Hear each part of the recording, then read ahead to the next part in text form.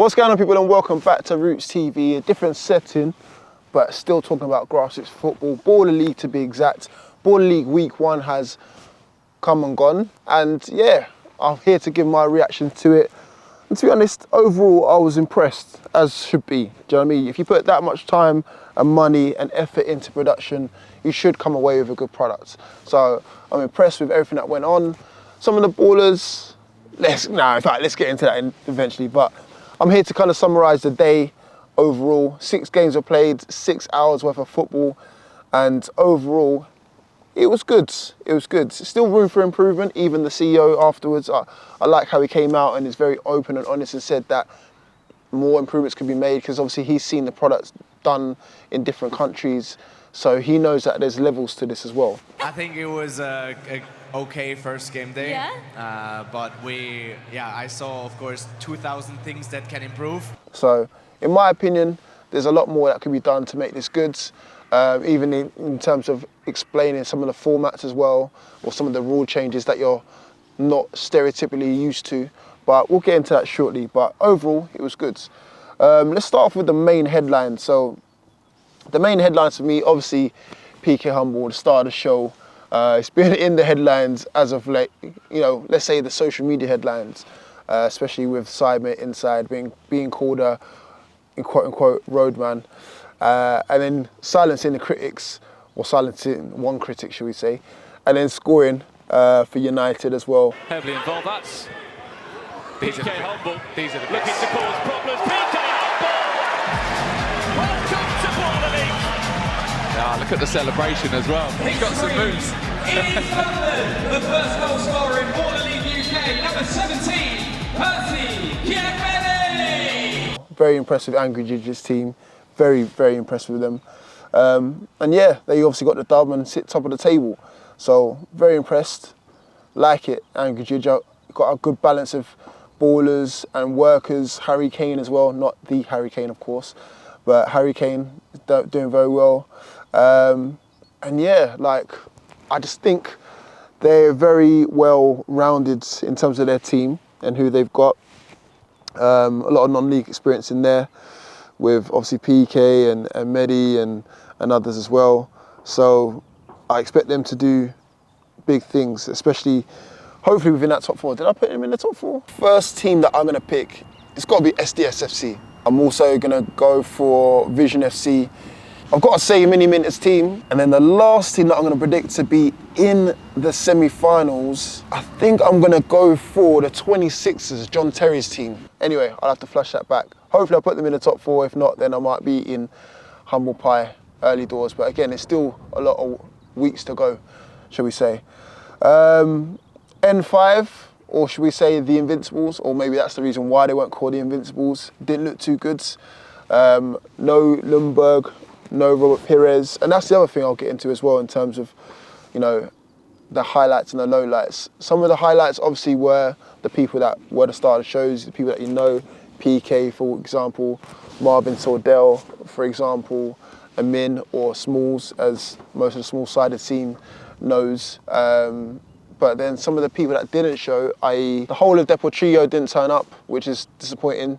Only the gaffer was there, but obviously, let's face it, the reason why so many eyeballs are on these products is because of the influences. So no Lineker, no Shearer, no Mika Richards, no Maya Gemma for obviously her team with Alicia Lehman. Who else didn't show up? There's someone else who didn't show up as well. No Ian Wright, no Uncle Ian. I mean, boy, even getting a budget for Uncle Ian is one thing, but not showing up. Come on, man. But yeah, overall, United did well. In fact, let's go through the results. So I'm going all over the shop right now. So United won 7-2 against N5. FC RTW lost 4-5, or 5-4, should I say, to MVP's, Alicia Lehman's team. SDS, I think that might have been the game of the day, to be honest. SDS won 5-2 against the 26ers, John Terry's team. Treble FC, shout out money from Top Baller and Luis Figo, obviously, is the main gaffer. They lost to Santan Dave's team, 6-4. M7 won 3-2 against Wembley Rangers. And then Depot Trio won, despite the managers not all being there, 6-3 against Vision FC. So those are the results, and as it stands at the top of the table, like I said before, Yanited are at the top with Depot Trio second, SDS third, Santan fourth, and then as you can see the rest of the table all the way down to N5. So like I said, let's start with the plus points. That's what I was going to get into. So like I said at the top of the video, the plus points, PK Humble, first goal scorer in Baller League UK history, which says itself, you know, he's a history maker. So shout out PK. I know we didn't have the best of words, or in fact, you didn't have the best words for me last time. My name was brought up in conversation. I back you because Rootz that comes to say, watch bro, us, love he it. loves So you don't want my view? Yeah, I'll but take bro, my view. he only does it for views, Rootz, man. Big Big up Rootz, man. Rootz. Don't you think Rootz is like Lumos? Yeah, he's everywhere. But he only does it for Lumos, me. yeah. Like, I'll have an average game and the caption will be like, PK humbled. Like, bro, you're rubbing me out, bro. Nah, because man, people do are you know thinking, that rubs me Nah, out. but Because do you know people what are it is? thinking like, yo, this is Nah, PK's tell you best what it game. is, Like, tell you what it is. But still respect you nonetheless, doing your thing. Shout out you. Wesley Fofana was in attendance. Obviously, Chelsea, Wesley Fofana apparently asked to play for SDFC, which, you know, if you're on a budget, well, I wonder how big the budget is at SDFC, because if you can afford to play Wesley Fofana, obviously everyone's apparently getting £400 a game, but, you know, this man's used to getting more than £400 a game. So I don't know if that rumour is actually true or not, but shout out Wesley Fofana, you know, Premier League baller, being in attendance. Smalls' goal, Smalls. I mean, anyone who's played five-a-side football or small-sided football with Smalls, you're used to seeing that sort of thing. But seeing it on the big stage is fantastic to see. Here we go then. Quick penalty coming in. Lots to drop the shoulder around the goalkeeper. See you later. Disgusting. 1-1. Sat man down, setting for a hot dog, Treble FC, you know. I hate to bring this one up, but again, if I'm doing the highlights, I've got to do it. But Kieran Clark, Albie. If you guys know Albie from Rising Ballers, AFC Hempstead Town, Lambeth All-Stars, you know, he's played around the circuit for Sunday League. That flip over their heads, it's crazy still. Good save, Kieran Clark. Oh, that's Oh, it's disgusting. Stop it, Kieran. Man on. Oh, that's a push in the back. That's a... Shout out Albie though. But, you know, you can't let that happen. Listen, anytime you see that happen to anyone, yeah, and they get violated, you know what's coming. So Kieran Clark, you should have not expected that. He acted a bit surprised, but again, you shouldn't expect that if you're doing that to someone on live television / YouTube in front of thousands of people. You can't violate, man, and not expect that. Montel McKenzie, shout out Montel. You probably know him from Love Island's, the Sunday League scene or grassroots scene, might know him from teams that he's played for in the past. He's currently on the books at Baiteze still, I believe. So he did bits for Vision. great touch. He's been a standout tonight, hasn't he, Montel McKenzie? Montel McKenzie deflection! We're all scoring 3-3. Despite losing. Marvin Sordell, as I said at the top of the show, did bits for Depot Trio. And looks like There's Sordell. Marvin Sordell There it is. That's 1-0. is still a baller. Again, these are ex-Premier League ballers though, do you know what I mean? Or ex-professional ballers anyway. So sometimes it's not to be, it's no coincidence that they're going to do bits in this scene. I like the no corners rule. I liked it. Some of the rules that's what I'm going to get into later on. But the no corners rule, I liked it in the sense of like, sometimes corners are boring. But the fact that you can have 3 corners given away and then have that American style penalty, I like it. It's new, it's innovative. Well, it's not innovative, shall I say. It's refreshing, shall I say. That's the word I'm looking for. Because it's something different. Usually you have like corner, comes to nothing, corner, comes to nothing. But again, if you're having a corner or 3 corners and then you've got an American style penalty as a result, I like it. It's different. And I think that was it. I mentioned Jordan Ives' debut. It's good to see him back in football. I don't think he had the best of games, but it's good to see him playing nonetheless. He's doing his thing in non-league at the moment at Hungerford Town. But it's good to see him playing nonetheless. Now on to, let's say, not the negatives per se, but things to improve upon, should I say, because I don't want to sound like I'm hating on this. But the first thing first is the missing people. Yeah, so the missing people, no Uncle Ian Wright, No Robert Perez, no Freddie Lundberg. Probably could have done with you guys either playing or on the sides. No Shearer, Lineker or Micah Richards, despite probably not being needed because they ended up winning. And no Maya Jama, you know, where were you? But I'd say if you're committed to this, then it's I get it. People have things to do, but again, not on week one, surely not. But anyway, that's just my thoughts. It would have been nice to see everyone in attendance, but I'm sure they're going to be there throughout nonetheless. And then some of these rules as well. Now, you can correct me if you're wrong, let me know in your thoughts in the comment section below, but some of these rules are different to obviously what's usually played in small-sided football. So the 1v1s, the random 1v1, I think it's like halfway through where you can just gain points. That just threw me off a little bit. The game changer rule, it's a lot to take in, don't get me wrong. It's good because it gives the losing team an opportunity to gain some points back, or gives the winning team time to, you know, extend their lead. So it's starting different. Like, you know, in this country, sometimes we don't like change too much. Do you know what I mean? Even the Baller League itself, I see people on X or Twitter, whatever you want to call it, just making their snide remarks about it, like, oh, can't believe these bunch of idiots are playing, or look at the standard of this players are playing. Do you know what I mean? Like, sometimes we don't like to see change, but change is good. But I think some of the rules might take a while just to get used to. Like I said, I like the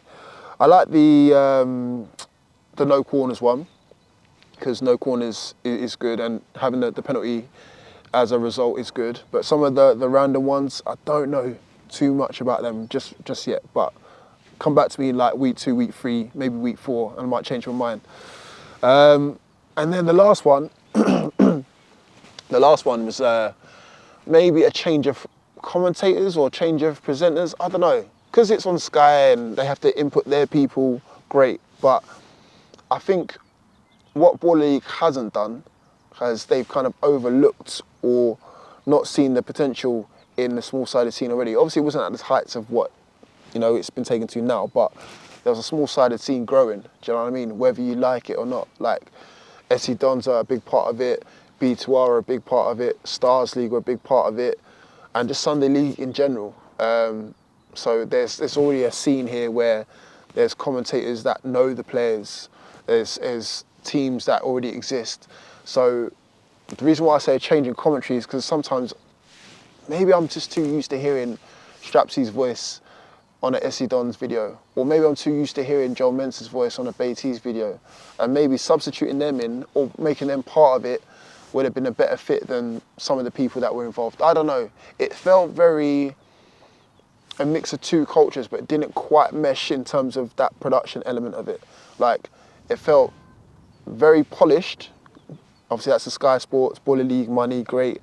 But then you're trying to input the YouTube element of it, but having Sky Sports polished presenters. Like, sometimes I want it to be a bit, not rugged and raw, but like a bit just off the cuff, do you know what I mean? And so maybe throwing in two of those names that I threw in there, just Strapsy or Joel Mensah, or someone who understands small-sided football, especially in this country, it would have made a nice change, because sometimes in the commentary, I'm just like, this sounds too much like Sky Sports, and I want it to be more YouTubey. Does that make sense to you? Like, I want it to be more youthful. I don't know what the words I'm looking for, but something that just doesn't sound too polished, if that makes sense. I like the fact that it's slick and you got replays and different angles and all the rest of it now, but commentary is a big thing, especially within YouTube football. So having the right voices, with the right lingo, with the right knowledge of players, that's important. So that's my thoughts on it anyway. But let me know your thoughts in the comment section below. What would you rate it out of 10 in terms of the whole day overall? But game week 1 was really good. I really enjoyed it. Really think it's got legs to go places. And obviously, like, it's good to see so many people that I recognise from either being on this channel or just, you know, being around the circuit doing their thing, man. I'd say the standout people for the day, I think, were definitely Marvin Sordell. Shout out Diddy as well, getting on the score sheet for SDS. Shout out Big John as well in goal, pulling off some tremendous saves. Who's the other keeper that was against Kieran Clark's team? He pulled off a worldie of a save. Declan McCarthy as well, did bits in goal, really good goalkeeper. Also going back to some of the rules as well, like I like the fact that you can challenge the referee's opinion. There is a challenge that there was 4 players on the pitch at one time. And there's that open dialogue, because I think that's lacking within the Premier League.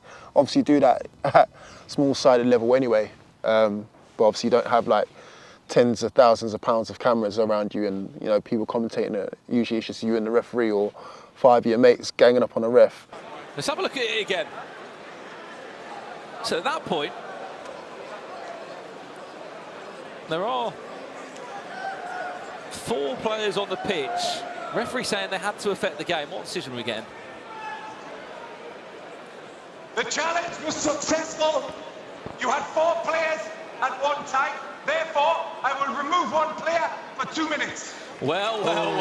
Obviously, cheekily, the red card for Angry Ginge. Let's see what he does again. Oh, referee's got to have a word here. I think he knows what he's doing. Again, it wasn't the first time he did this. Which, it's to be expected with Angry Ginge. Like, you don't get called Angry Ginge for no reason, just being a bit of a shithouse. But I respect it, man. He's keeping to the name. He's keeping up to the brand as well, Angry Ginge. So I like that sort of stuff. Having him on commentary, and again, even that as well, mixing up the commentators, having the influencers on commentary, that was really good.